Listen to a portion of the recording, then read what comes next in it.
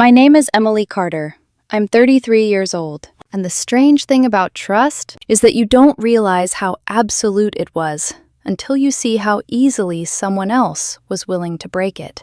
2 weeks ago, I thought my life was stable. Not perfect, not some fairy tale, but steady. The kind of steady you build quietly over time. Shared routines, inside jokes, grocery lists written on the fridge. The comfort of knowing exactly how someone takes their coffee without asking. His name is Ryan Mitchell. He's 30. We'd been together for 3 years. He worked in corporate consulting, long hours, constant travel, always talking about clients and deliverables in that slightly detached tone people use when their job is more identity than occupation. I'm a project manager, mostly remote, predictable schedule. We balanced each other like that. At least, I thought we did. Last month, Ryan told me about a conference in Cancun. 5 days, mandatory attendance. Big deal for his company. He even showed me the email. Official letterhead, detailed itinerary, session scheduled from morning to evening. I'm kind of nervous about presenting, he admitted one night, leaning against the kitchen counter while I chopped vegetables. I remember pausing, knife midair. Since when do you get nervous? He smiled. That easy, practiced smile that made everything feel handled. Since this one actually matters. So I did what you do when you love someone. I supported him. I helped him pack, ironed his shirts, reminded him to bring the charger he always forgot, drove him to the airport before sunrise, half asleep but still smiling. At departures, he pulled me into a quick hug. "I'll miss you," I said. "It's just work stuff, Em," he replied lightly. "Boring meetings and PowerPoints. I'll be back before you know it." I nodded. No suspicion, no doubt. I trusted him completely. Day 2 of his trip. I was sitting at my desk, scrolling through Instagram during lunch, mindlessly, the way you do when your brain needs a break from spreadsheets and deadlines. That's when I saw it. A story from Jason, one of Ryan's friends. Location tag, Cancun, beach club. Loud music. Drinks lined up like a display. And there, in the background, Ryan, shirtless. Sunglasses. Laughing, doing shots at 2 in the afternoon on a Wednesday. I blinked. Once, twice, maybe it was networking. That's what I told myself first. Corporate events could be weird like that, right? Relationship building, casual settings, client entertainment. I wanted that explanation to be true. I needed it to be true. Then the next story loaded. Ryan again. This time, sitting on someone's shoulders in the pool, yelling something I couldn't hear over the music. Jason's caption, "Boys trip energy, not conference, not work. Boys trip." I remember the exact feeling. It wasn't anger, not yet. It was stillness, like my body had gone quiet before my mind could catch up. Because if that was true, then everything else wasn't. The emails, the nervousness, missing my nephew's birthday because he had to be there. All of it. Constructed. That night, he texted me, "Ryan, long day. Sessions ran late. Exhausted." I stared at the message for a long time. Then I typed, "Me. I bet those PowerPoints were intense." 3 dots appeared, then disappeared, then came back. "Ryan, the worst, but making great connections." I let out a small breath, not a laugh. Something emptier. "Me. I'm sure you are." Day 3. He posted on his own Instagram, not a story. A full post. Beach selfie. Designer sunglasses. Ocean stretching endlessly behind him. The caption? "Imagine being so insecure you need to track your partner's every move. Trust issues equals small energy. My girl knows I'm grinding." The comments flooded in instantly. Period. "Some women can't handle successful men. Independent king energy." I sat there, staring at my screen. 5 minutes, maybe longer. He was lying to me, publicly, and somehow I was the punchline. I didn't cry. That's the part people always expect. But no, something colder settled in instead. Clearer. More precise. I opened Facebook, changed my relationship status to single. No explanation, no post. Just Single. Then I got up, walked into the bedroom we shared, and started packing. His clothes went into his suitcases, folded neatly, like I was preparing him for another trip. Toiletries in separate bags, chargers coiled carefully, everything organized. Controlled. Intentional. Next, I texted my landlord, asked to remove his access from the building. Then I called the phone carrier. He was on my plan, scheduled his number for removal in 48 hours. Finally, I sat back down on the couch, opened Instagram, and waited. Because the truth has a way of catching up to people, especially when they're too busy performing to notice it coming. My phone started buzzing an hour later. First text, Ryan. What does your relationship status mean? Then, Ryan. Emily? Then, Ryan. Babe, are you seriously mad about something? This isn't funny. I didn't respond. Calls started coming in. I declined every single one. FaceTime. Declined. WhatsApp. Ignored. Even LinkedIn. That one almost made me laugh. Finally, a message. Ryan. I'm at a work conference. I can't deal with this drama right now. We'll talk when I get back. I looked at the screen, then typed, No need. Your things are packed. Safe travels. And then I blocked his number. But I left Instagram open because something told me this wasn't over. Not even close. And I was right, because Ryan Mitchell thought he was coming home from a conference. He had no idea. He was walking straight into the consequences of his own lies.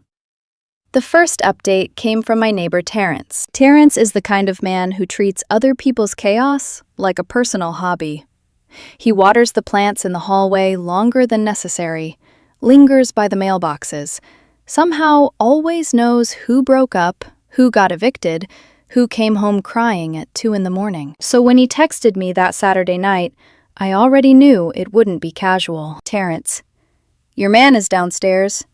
Or maybe not your man anymore? I stared at the message, then set my phone down for a second, suddenly aware of how quiet my apartment was. No music, no television.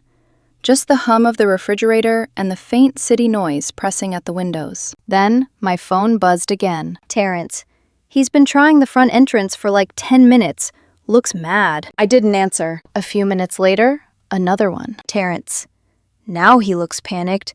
This is better than Netflix. I should have felt guilty. Maybe a small part of me did. But guilt has a hard time breathing in the same room as betrayal. Ryan came home from his fake conference, expecting his normal life to still be waiting for him. Instead, his keycard didn't work. He tried calling me from the lobby. I saw the building number flash across my phone. Didn't answer. Then he tried calling from Jason's phone. Ignored.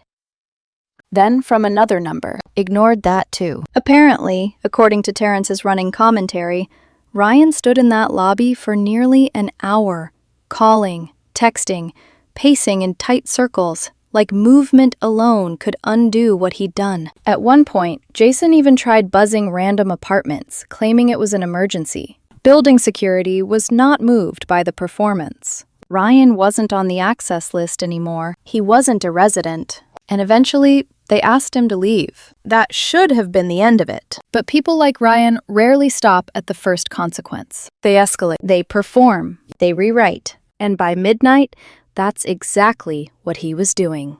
His Instagram stories started going up fast. Too fast. Sloppy fast. The first one was a blurry selfie from outside the building. His jaw looked tight. His hair windblown.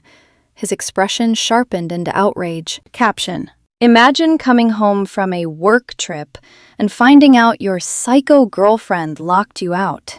Illegal, by the way. Next story. 5 days of meetings and presentations, and this is what I come back to because of one comment? Some women are deeply unstable. Then another. Ladies, this is what happens when insecure women can't handle successful men. They try to sabotage you.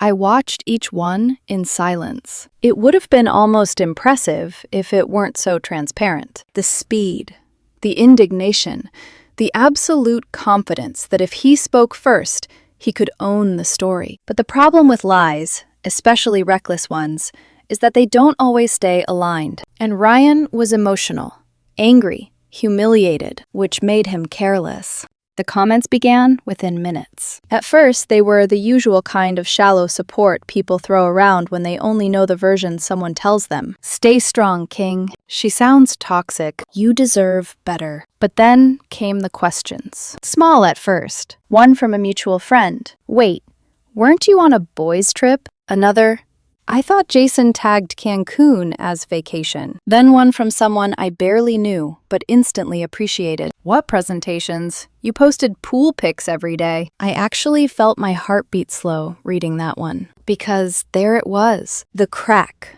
The shift. The moment public certainty starts wobbling. Ryan deleted the stories within an hour. But screenshots live longer than pride. And plenty of people had seen them.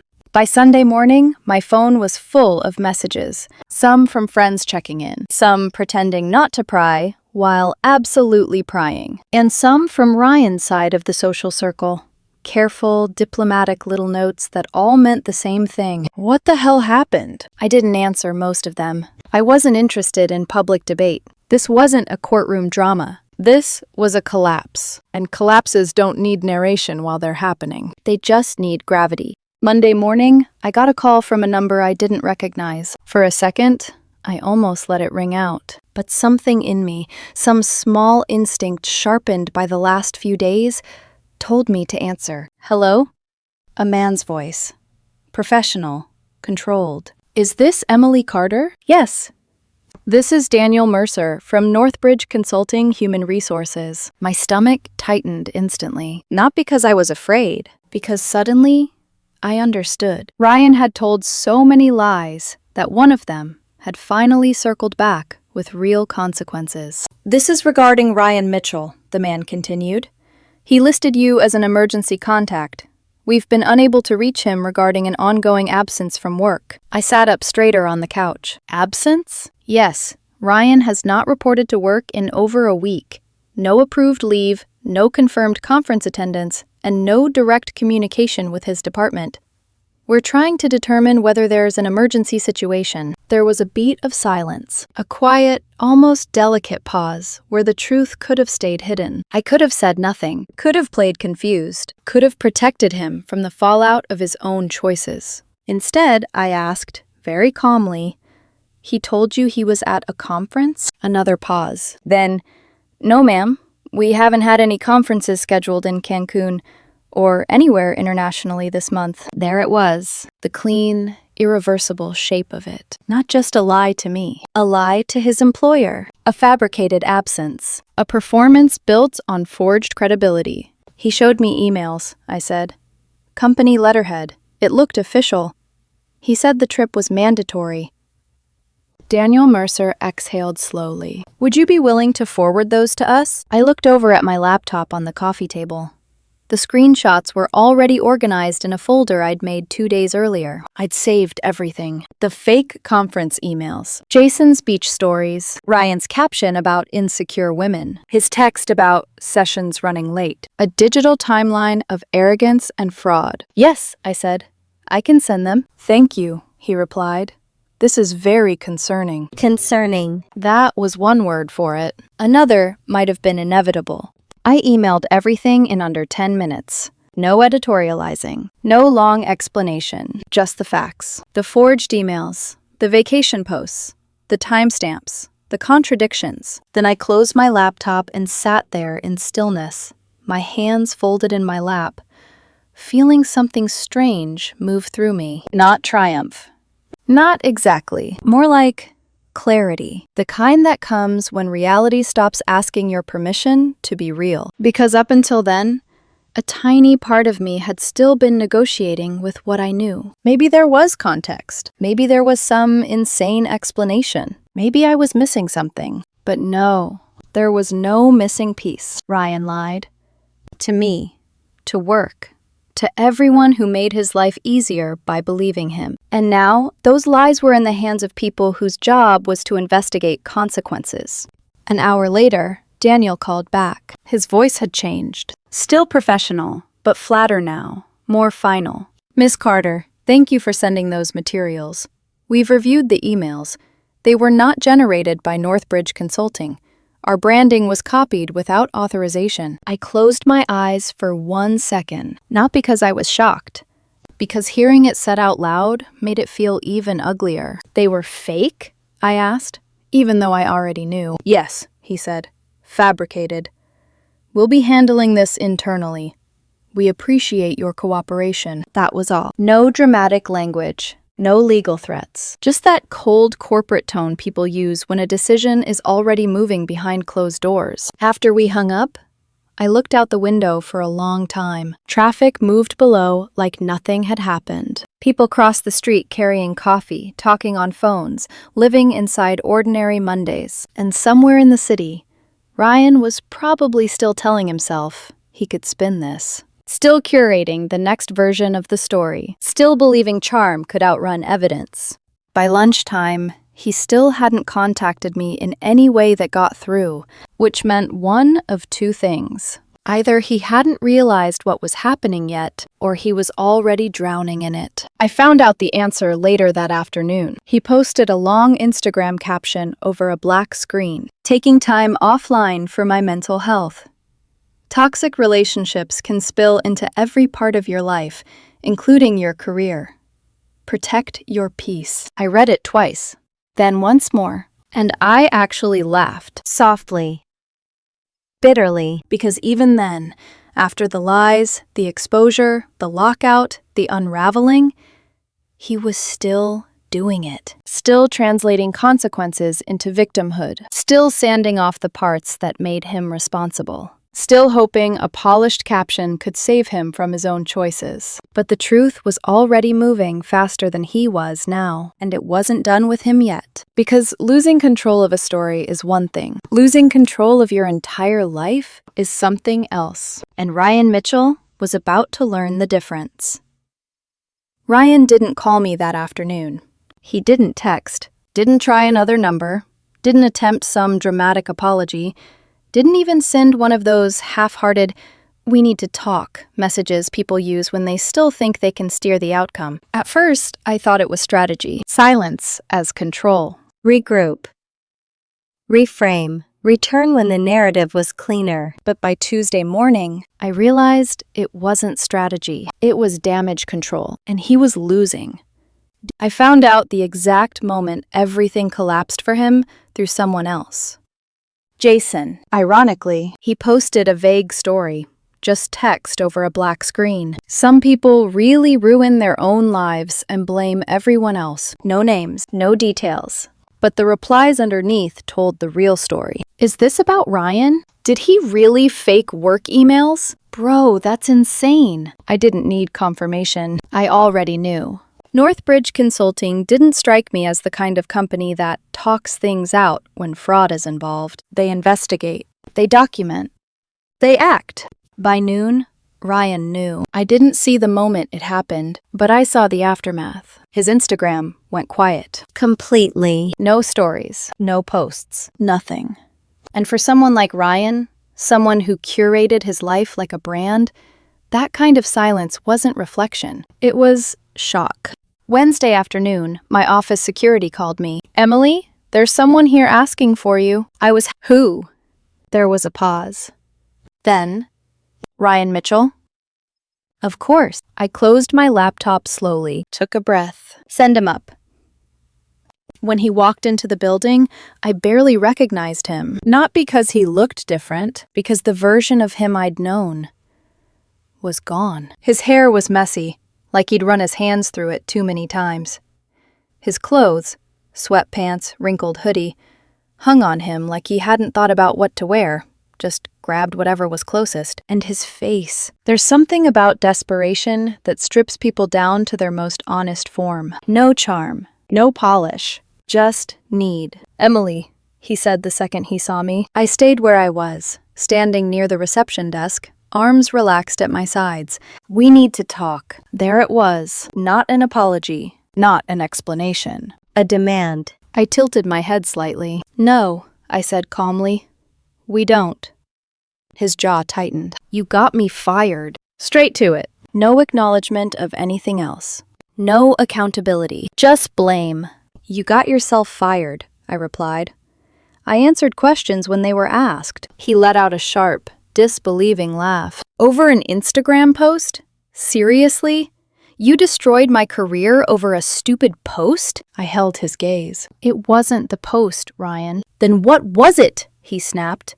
Because from where I'm standing, this all started when you decided to act crazy instead of just talking to me like a normal person. Crazy. There it was, the word people use when they don't want to confront reality. I took a small step closer. You lied about a work conference, I said evenly.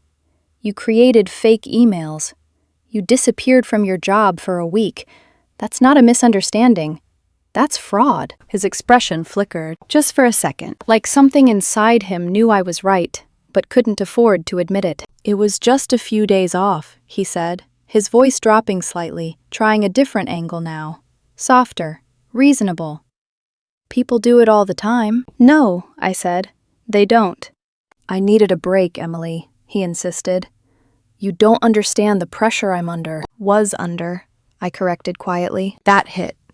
I saw it land. His shoulders tensed, his mouth opening like he wanted to argue, then closing again because there was nowhere to go with it. For a moment, neither of us spoke. The noise of the office moved around us, phones ringing, keyboards clicking, people walking past pretending not to listen. Then his composure cracked. Not dramatically, not all at once, but enough. His voice wavered. Do you have any idea what you've done?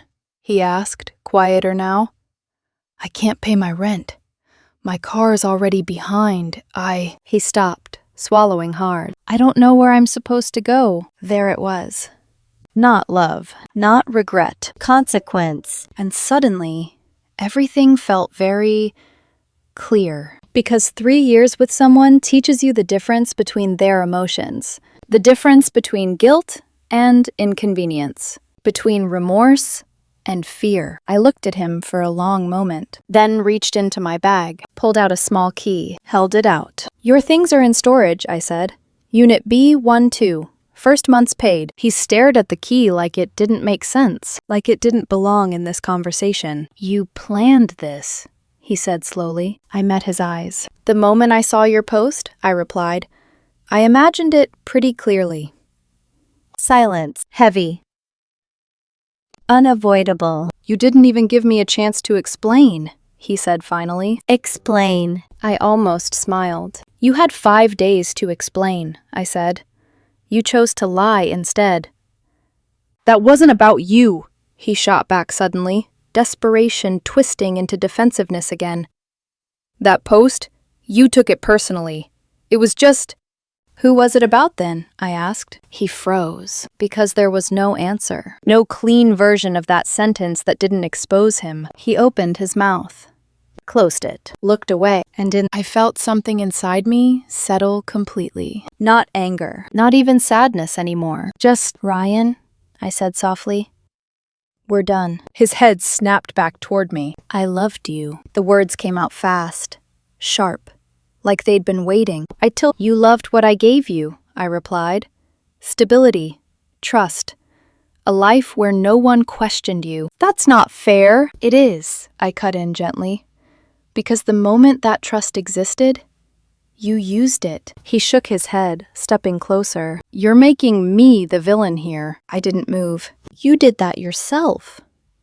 The security stepped forward then, sensing the shift. Sir, one of them said, firm but polite. We need you to leave. Ryan looked at me one last time. Really looked. Like he was trying to find the version of me that would still bend, still soften, still fix this for him. She'll regret this, he said to no one in particular. You'll never find anyone like me. I exhaled slowly. That's the plan. As they escorted him out, his voice rose, angrier now, sharper. You think you're better than me?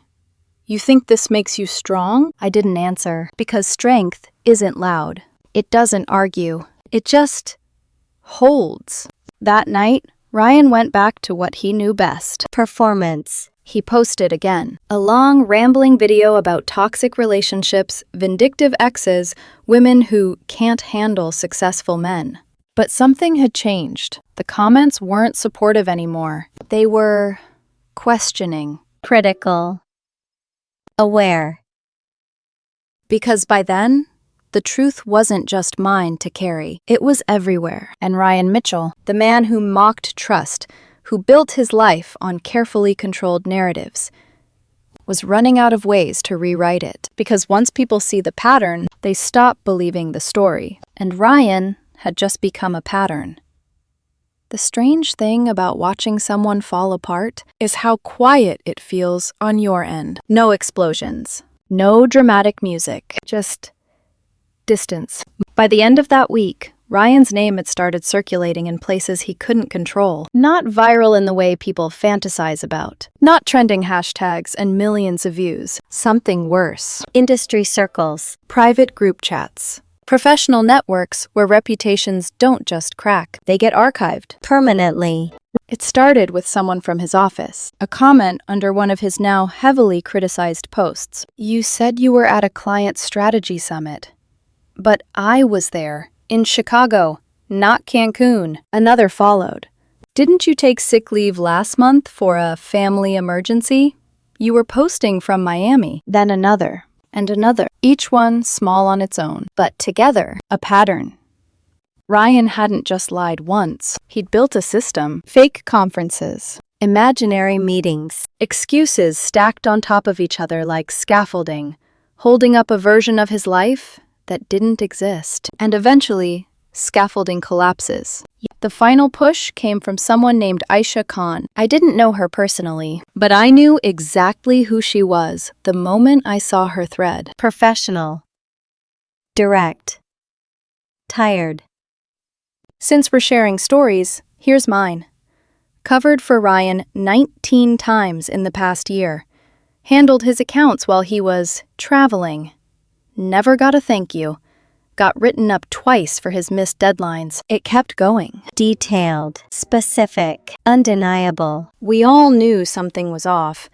We just didn't think it was this bad. That thread spread quickly. Not publicly viral, but deeply embedded in the exact places that mattered most to him. The places he'd built his career on. The places that now quietly shut their doors. Ryan tried one last time to control the narrative. He launched a podcast. I wish I were exaggerating. The title? Unfiltered. When Love Becomes Control. Episode 1 dropped 3 days later. I didn't listen to it at first. I didn't need to. But people sent it to me anyway. Curiosity wrapped in concern. Is this about you? Eventually, I pressed play. His voice filled the room. Measured. Carefully wounded. I was in a relationship where my independence was constantly questioned. I stopped it there. Not because it hurt, because it didn't. It felt hollow, like listening to someone read lines from a script they almost believed. I didn't respond publicly, didn't post a rebuttal, didn't engage in the back and forth he clearly wanted. I just let the truth exist. Because the truth didn't need my voice anymore. It had evidence. It had timelines. It had people who were done staying quiet. When mutual friends asked, I gave them the same answer every time. Listen to his podcast. Pause. Then look at my Google Photos album. I had named it, simply, Conference Proof. Inside were screenshots. The fake emails. The beach posts, time-stamped during meetings. His caption about insecure women. The HR confirmation. The termination notice someone eventually forwarded me. Even the unemployment claim denial he'd tried to file, citing a hostile work environment, which his company had immediately refuted with documentation. I didn't add commentary. I didn't need to. The contrast spoke for itself. The podcast didn't last long. 1 episode. That was it. The comments under it were brutal, not cruel. Accurate. So you lied about work and she's controlling? You forged emails and called it self-care? The audacity is actually impressive. He deleted it within 48 hours. Just like the stories, just like the posts, just like every version of the truth he couldn't sustain. 2 weeks later, I ran into Jason at a coffee shop. He hesitated when he saw me, like he wasn't sure if he should approach. Then, reluctantly, he did. Hey, Emily. Jason. Awkward silence settled between us. He shifted his weight. "Look, I didn't know," he said quickly. "About the work stuff. He told us you knew about the trip." I raised an eyebrow. "Of course he did." "No, seriously," Jason insisted. "He said you were cool with it, that you just didn't want to make it public or something." I let out a quiet breath. "An arrangement where he lies to everyone?" Jason winced. "Yeah, when you say it like that, that's because that's what it was." Another pause. Then, softer. "He's staying with his parents now." I nodded once. "Can't find work," Jason added. "People talk, especially in consulting. It spreads fast." Consequences. He looked at me carefully. "He still says he loves you." That one actually made me laugh. Not loudly, not mockingly, just genuinely. "He loved being trusted," I said. "That's not the same thing." Jason didn't argue, didn't defend him. He just nodded slowly, like something had finally clicked into place. Then he left without ordering coffee. The last piece of news reached me a week later. Ryan's car had been repossessed. He'd been behind on payments for months. Without a job, there was nothing left to hold it together. His final Instagram story appeared that same night. A picture of a quiet suburban street. His parents' neighborhood, I assumed. The caption? "Rebuilding. Phoenix energy." Comments turned off. For once, no performance. No audience. Just aftermath.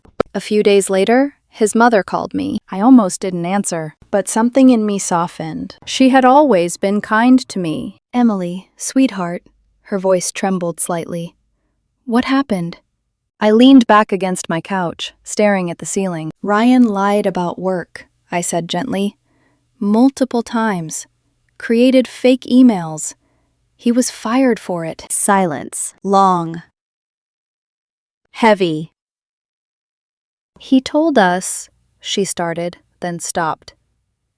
"He said you were jealous of his success." I closed my eyes briefly. "What success?" I asked quietly. "He destroyed his own career." Another silence, then a soft, broken, "Oh my God." "We believed him," she whispered. "We defended him to everyone." "I understand," I said. "I did too. For a long time." She didn't speak again for a few seconds. Then, "Thank you for telling me the truth." That was the last time we spoke. As for me, I'm okay.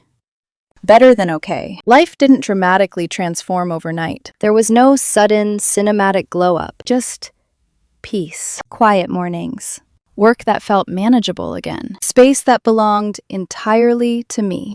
A month later, I met someone. His name is Daniel Brooks. He's a high school teacher. The first time we had coffee, he showed me pictures of his classroom. Messy desks, whiteboard notes, a half-finished poster one of his students had made. Real, unfiltered. The first time he traveled after we started seeing each other, he sent me photos. Not curated, not performative, just normal. A museum. A bad hotel breakfast. A blurry selfie in front of a landmark. "Made it safe," he texted. That was it. No captions about independence. No speeches about trust. Just honesty. One night, a few weeks in, he asked me something unexpected. "Do you want to share locations on our phones?" I looked up from my drink. "Why?" He shrugged slightly. "Convenience. Safety. My sister does it with her boyfriend. Thought I'd ask." I studied him for a moment, then smiled. "I'm good," I said. "Just text me when you get somewhere safe." "You sure?" he asked gently. "After everything." I shook my head. "Liars lie," I said. "Tracking them doesn't stop it." He smiled. "Fair point." Then he leaned over and kissed me. Soft. Simple. Real. Sometimes, late at night, I think about that post Ryan made. Imagine being so pathetic you need to know your partner's every move. And the irony of it settles in differently now. Because I never needed to know his every move. Never asked, never checked, never doubted. I gave him something rare. Complete trust. And he turned it into an opportunity. Turns out, the most pathetic thing isn't wanting honesty. It's pretending you deserve trust while actively destroying it. Ryan thought being single was a threat, something I'd fear, something I'd avoid at all costs. But when I imagined it, really imagined it, it didn't look like loneliness. It looked like freedom. And for the first time in a long time, I chose it. And then I chose better.